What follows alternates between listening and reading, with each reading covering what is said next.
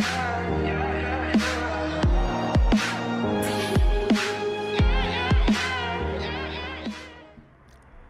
selamat siang, salam Just Talk. Bahas satu match yang dari sisi skor nggak seru, tapi banyak yang bisa dibahas dari kedua tim. Oke, Chelsea mengalami kemenangan ketiga, clean sheet tiga-tiganya, sekali seri, dua kali menang, dan total dari tiga match cetak 3 gol, dan tiga-tiganya adalah dicetak oleh tiga pemain yang diabaikan oleh Lampard. Oke. Dan bahkan yang namanya Chilwell setelah match pertama, match kedua, ketiga udah nggak main lagi. Dan feeling gue nggak akan main lagi. Seperti yang gue udah beribuan kali bilang bahwa Alonso ini lebih bagus, dan kembali terbukti. Mas Alonso ini bukan pemain top hebat, enggak, tapi lebih bagus daripada Chilwell. Sementara Spurs mengalami 3 kekalahan beruntun, 2 kali di kandang sendiri tanpa Harry Kane. Nah, untuk para fansnya, terutama fansnya pemain badminton itu, siapa itu namanya? Son Heung-min. 3 match nggak kelihatan sama sekali. Jadi Spurs itu benar-benar bukan karena Mourinho hebat dengan strateginya, karena strategi yang sama diterapkan nggak menang juga, nggak ada Harry Kane. Jadi mereka menang karena Harry Kane. Harry Kane memang pemain top dunia, punya etos kerja keras, tahu kapan dia harus passing, kapan dia harus assist, dan kapan dia cetak gol. Maka dari itu Spurs sempat di papan atas, tapi sempat di nomor 1 bahkannya 2 minggu, habis itu turun, dan akan turun terus. Karena memang ini pelatih miskin taktik. Gue udah ribuan kali bilang, dia hanya bisa bermain kalau pemainnya top kualitas, bagus. Padahal dengan pemain gak begitu bagus, gak jelek juga kan pemain Spurs,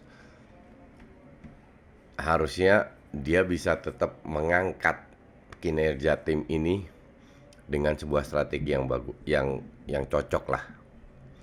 Ternyata dia nggak sanggup, ya, bahkan ketinggalan 1-0 masih parkir bis terus. Ini kan fakta-fakta yang lu haters gue pun kalau punya otak dikit, ya emang gue bener apa yang gue katakan. Kalau orang bilang ya masih banyak pertandingan, oh iya masih banyak pertandingan.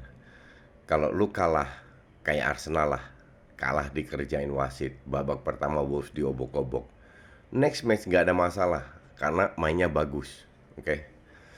Tapi kalau lu 3 kali kalah main kayak gini, nggak ada yang harus dibanggain sama sekali. Prospeknya pun nggak ada.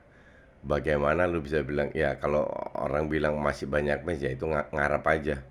Karena bener-bener nggak ada prospek untuk menang. Kalau lu main bagus, ball possession, banyak peluang, lu kalah, next time lu bisa menang karena lu bermain bagus, sesuai aja. Kayak Arsenal dikerjain wasit gitu ya. Cuman kayak kemarin Spurs ini kan nggak bener-bener nggak bisa apa-apa. Di babak kedua bukan nggak bisa apa-apa, strateginya yang membuat mereka bermain seperti ini, oke. Di babak kedua lebih ngegas, lebih berani ke depan, dan disitulah gue bilang Spurs ini pemainnya nggak jelek, oke. Cuman strategi yang diterapkan, ya Mourinho itu cuma punya satu strategi, di mana dia ngelatih ya lo harus ngikutin, nggak peduli kualitas pemainnya.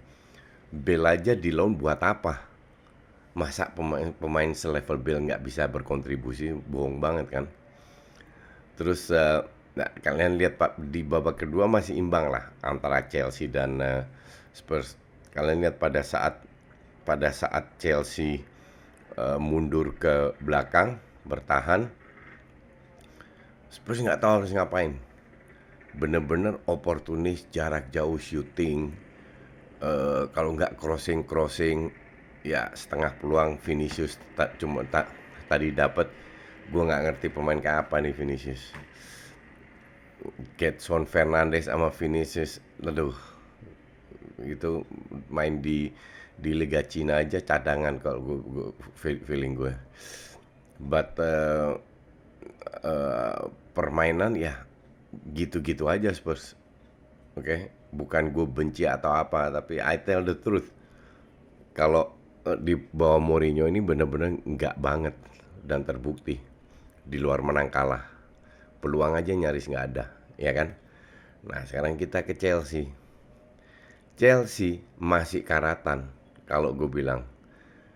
Em, Babak pertama masih so-so lah. Cuman kalau gini ya, pada saat lu bermain di lapangan lu kan harus tahu pemain lu di depan siapa, di belakang siapa. Jadi lu bisa adaptasi. Contoh aja nih, si Werner, Mount sama sama si Odoi itu tiga-tiga bergantian posisi tapi terlalu melebar sehingga bola itu nyaris nggak ada kombinasi di tengah atau serangan dari tengah. Nah, harusnya Odoi sama Mount ini lebih ke dalam di belakang Werner, dan Werner nggak perlu terlalu bekerja keras mundur kiri kanan sehingga posisinya itu terabaikan. Dia itu adalah striker, dia harus mengincar peluang-peluang. Nah, wingernya itu untuk Alonso sama untuk Reece James. Lu lihat Reece James betapa katroknya main. Dikit-dikit passing ke belakang. Berapa kali dengan bola gampang salah kontrol, hilang, crossingnya nggak nyampe, terlalu bawah atau terlalu atas. Reece James. Nah, intinya kan harusnya kayak di match pertama kalau nggak salah kedua. Di situ ada Odoi, kiri ada Alonso. Nah, wing itu untuk mereka. Jadi tadi Odoi yang main di depan sama Mason Mount itu terlalu melebar dan terlalu satu lini. Sehingga karena Spurs bertahan, ya mereka yang pegang bola. Nyaris gak ada peluang besar juga. Golnya itu penalti loh. Dan pelanggaran yang kalau gue bilang very stupid, yang gak perlu sama sekali.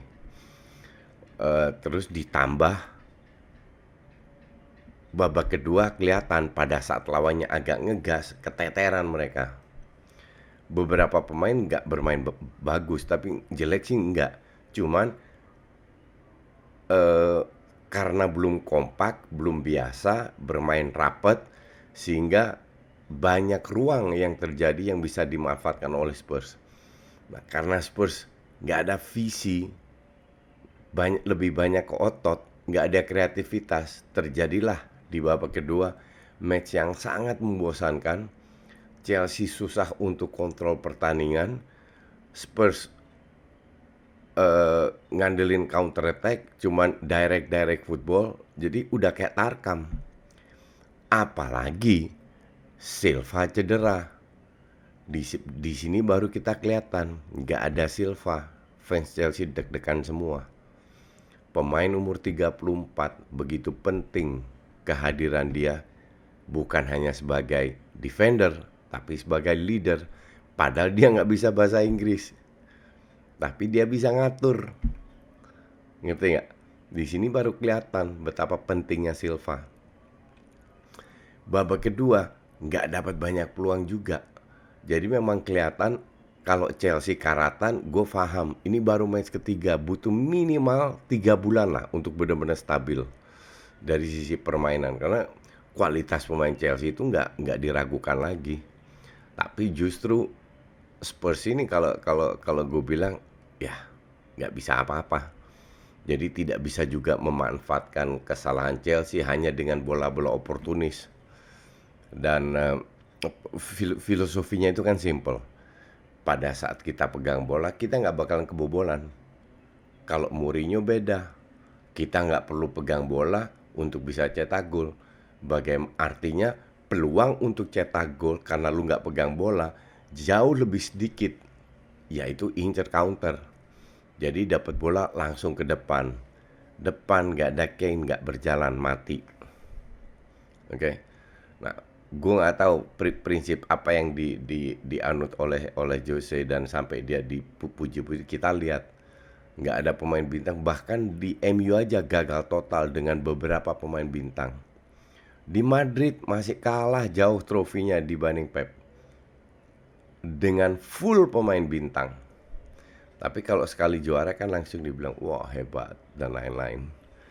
Jadi gue sih ketawa aja kalau lihat Spurs every week gaya bermainnya. Pasti akan ada menangnya sekali-sekali. Apalagi kalau Kane balik. Dan itu nggak selalu menang juga. Cuman gue ngeliat gaya mainnya aja lucu, apalagi ntar lawan Big Six atau apa. Ya. Nah sementara Chelsea ya butuh waktu. Dan gue masih nggak ngerti apa yang terjadi sampai Hakim Ziyech 2 match nggak main. Cuman ya it happens lah. Match kemarin bahkan nggak match pertama masuk sebagai sub kalau nggak salah ya. Sempat bermain sebagai starter di belakang Havertz. Hari ini nggak main sama sekali ya. Kita lihat ini mungkin sebuah strategi dia mau mencoba. Tapi untungnya Kante udah balik untuk ke Chelsea.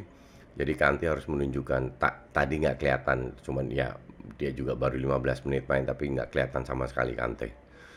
Cuman kita lihat apakah Chelsea bisa konsisten.